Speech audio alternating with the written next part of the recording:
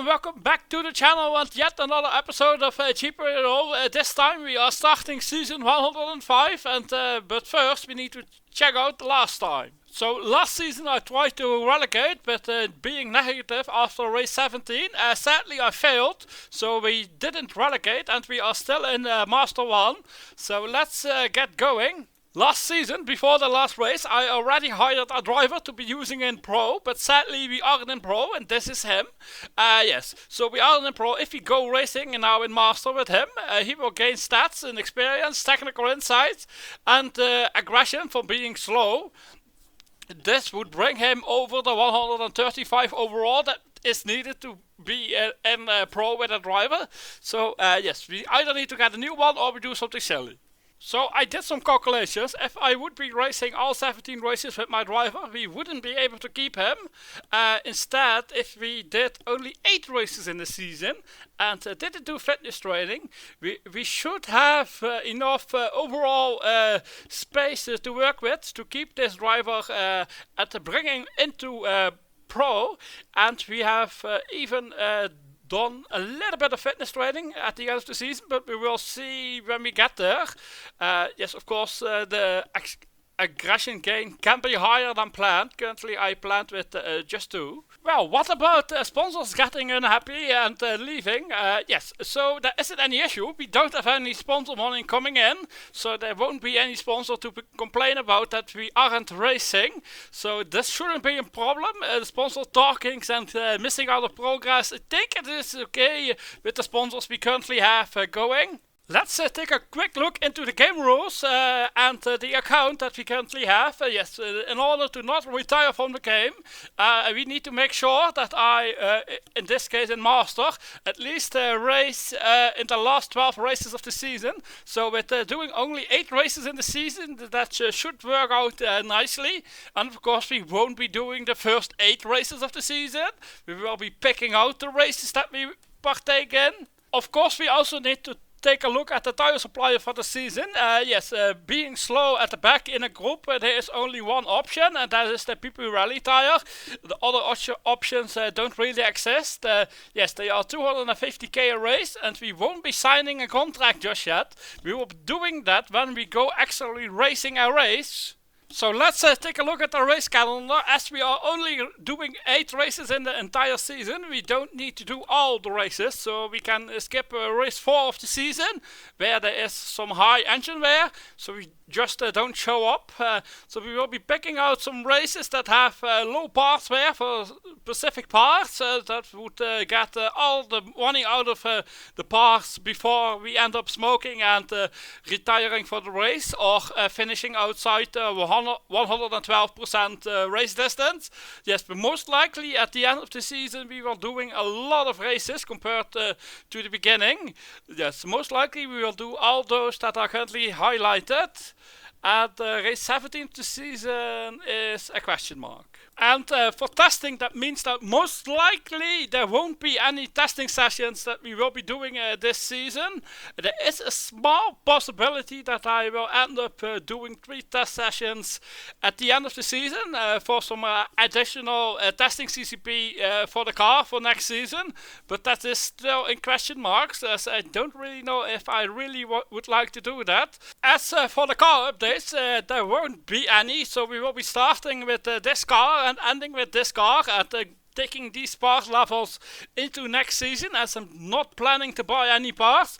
This is also a thing that makes the possible testing program a little bit harder, so we will need to see what comes from that testing program.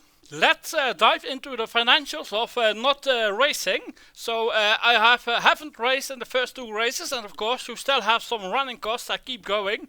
The salary of your driver, the staff, the facility cost, and the technical director, and the tire supplier if you have one. So not racing will lose you some money. Yeah, sadly I don't have any sponsor income at the moment, so I'm burning about 2.4 million a race. Let's take a look where I will be going out and racing on track.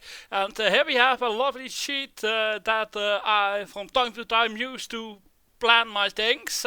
Of course, we haven't raced the first 2 races of the season, so we have lost some money, as you can see.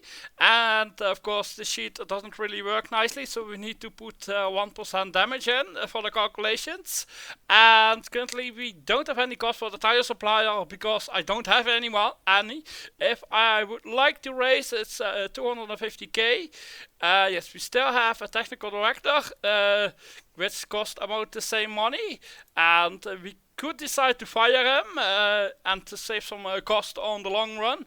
The facility cost will go down slightly because you will lose some facility levels slowly over time. Yes, and if we wouldn't race at Mugello, we would barely be into the positive. But I have been looking at the potential damage from the race.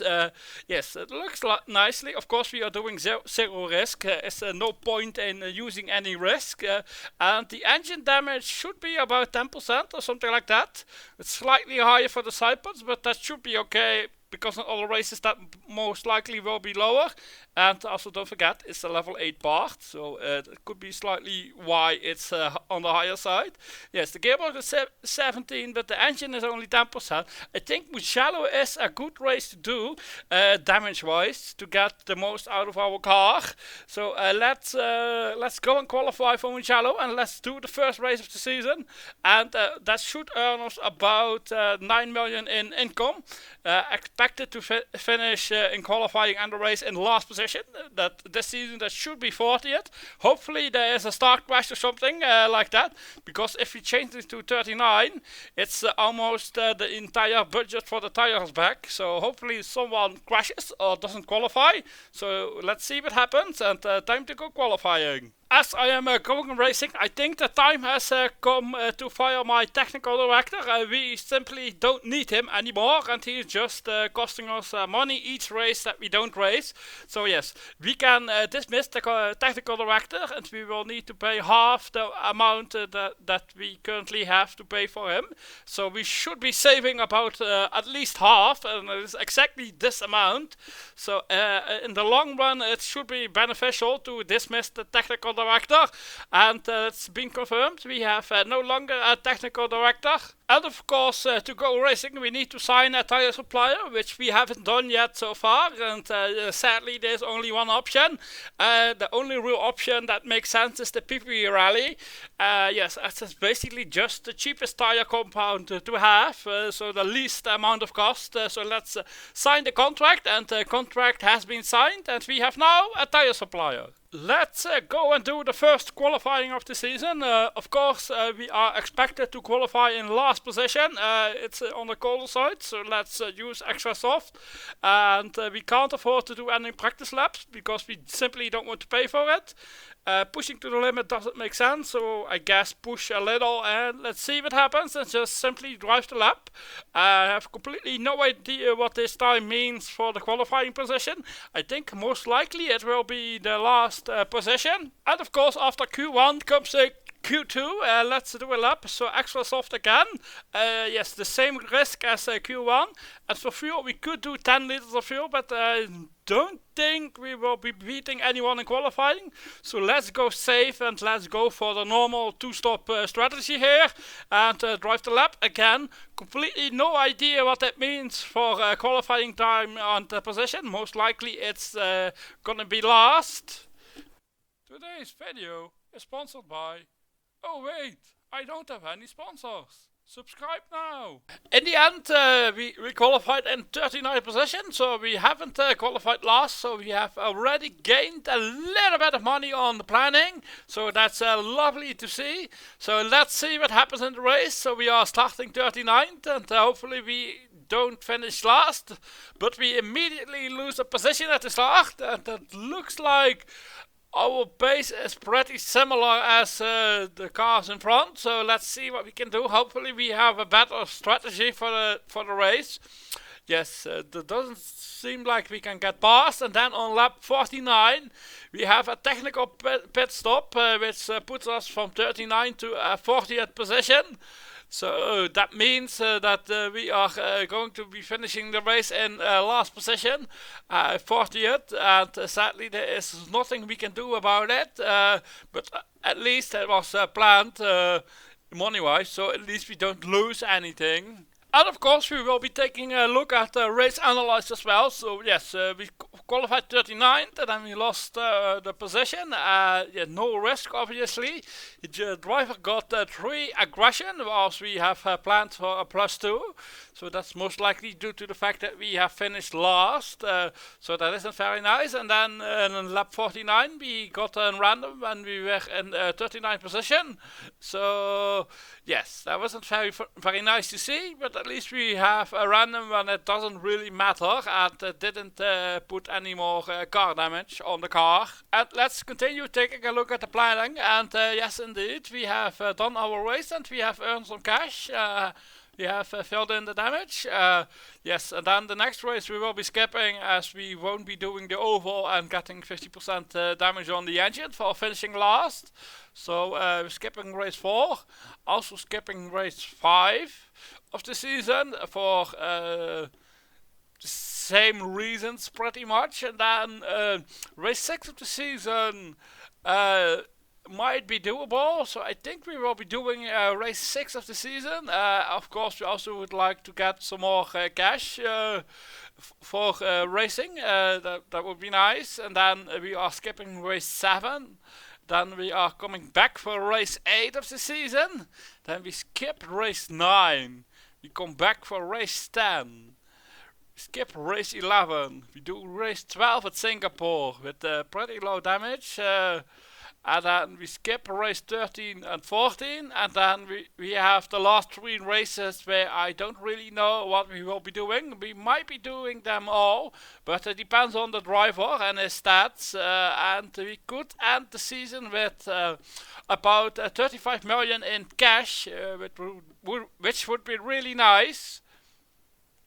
So yes, we will be skipping the upcoming race on the oval, and we will be back for race 6 of the season. Qualified in a lovely 37th position, the best qualifying result of the season, and at the start we remained in 37th position, but it seems like we are able to fight with a couple of cars, so that is at least nice to see.